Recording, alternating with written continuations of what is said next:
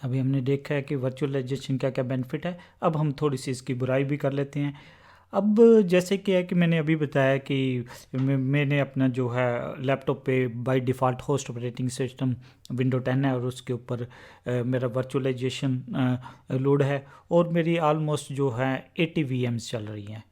But suppose मैं कल को जब मॉर्निंग में फिर अपना लैपटॉप को ऑन करता हूँ, मेरा host operating system he on नहीं हो रहा है, तब क्या होगा? तो मेरे जो 80 की 80 ऑपरेटिंग सिस्टम्स हैं मैं उनको असेस नहीं कर पाऊँगा। और हम जानते हैं कि हमारे जो होस्ट ऑपरेटिंग सिस्टम वो काफ़ी वनरेबल होते हैं। तो इसका मीनिंग क्या है कि पहले तो अगर मैंने वर्चुअलाइजेशन ना यूज़ की होती तो एक ही ऑपरेटिंग सिस्टम मेरा जाना था। अब क्या है कि बिकॉज मेरा होस्ट ऑपरेटिंग सिस्टम ये ऑपरेटिंग सिस्टम ही ऑन नहीं हो रहा है, मीन जितनी भी मेरी VMs हैं मैं उसको असेस नहीं कर पाऊँगा। तो ये एक जो मेजर ड्रॉबैक है वर्चुअलाइजेशन के अंदर। तो उसके लिए हमारे पास एक और सोल्यूशन आ गया है जिसको हम क्या बोल देते हैं, हाइपरवाइज़र बोल देते हैं। हमारे पास हाइपरवाइज़र में क्या होता है कि हम हार्डवेयर के ऊपर कोई भी होस्ट ऑपरेटिंग सिस्टम इंस्टॉल नहीं करते हैं, सीधा ही हाइपरवाइज़र इंस्टॉल कर देते हैं और हाइपरवाइज़र के ऊपर हम VMs वगैरह क्रिएट कर देते हैं।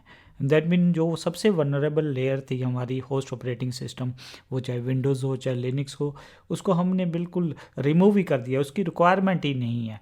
तो तो इस केस में क्या है कि डायरेक्टली हम हार्डवेयर के ऊपर क्या कर देते हैं, हाइपरवाइज़र को इंस्टॉल कर देते हैं और फिर उसके ऊपर हम VMs वगैरह क्रिएट कर देते हैं।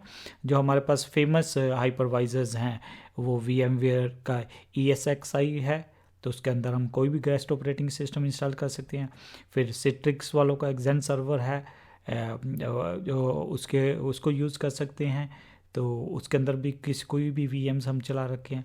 फिर KVM है हमारे पास, kernel virtual machine. Hyper V आपको दोनों मोड में मिलेगा, वर्चुअलाइजेशन की तरह भी यूज़ कर सकते हैं आप, हाइपरवाइज़र की तरह भी यूज़ कर सकते हैं।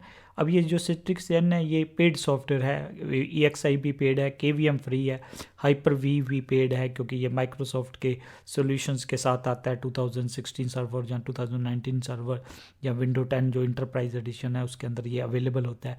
तो ये सिट्रिक एग्जाम की जगह हमारे पास एक और ओपन सोर्स भी हाइपरवाइज़र आ गया है, XCP-NG करके है, उसको भी आप यूज़ कर सकते हो।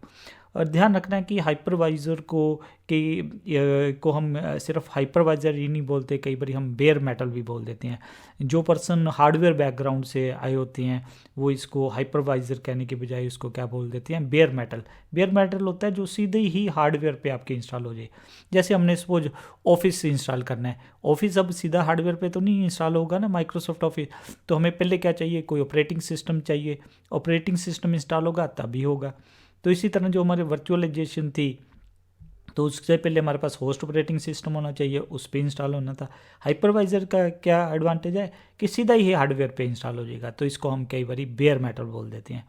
जो वर्चुअलाइजेशन बैकग्राउंड से आए होते हैं वो इसको किस नाम से बुलाते हैं कि ये हाइपरवाइज़र है। और ध्यान रखना जिनकी बैकग्राउंड क्लाउड है वो कई बार इनको क्या बोल देते हैं, क्लाउड ऑपरेटिंग सिस्टम भी बोल देते हैं।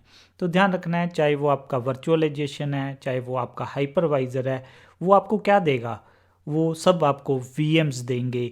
वो VMs विंडोज़ वाली भी हो सकती हैं, वो VMs आपकी लाइनक्स वाली भी हो सकती हैं।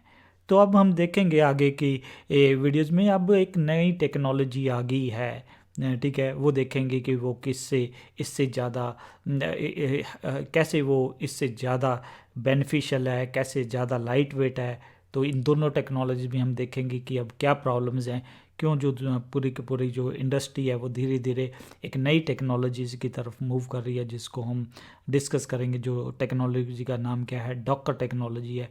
वो देखेंगे कि उसका और इन टेक्नोलॉजीज़ के अंदर क्या डिफरेंस है। और प्लीज़ ध्यान रखना, जब भी आप कभी इंडस्ट्री में जाओगे या काम करते हो, आपको ये वर्चुअलाइजेशन या ये वाले वर्चुअलाइजेशन या ये हाइपरवाइज़र जितने भी है, किसी ना किसी से ज़रूर आपका वास्ता पड़ेगा, मीन कभी ना कभी आप इसको यूटिलाइज ज़रूर करोगे। तो ये थी लिटिल बिट।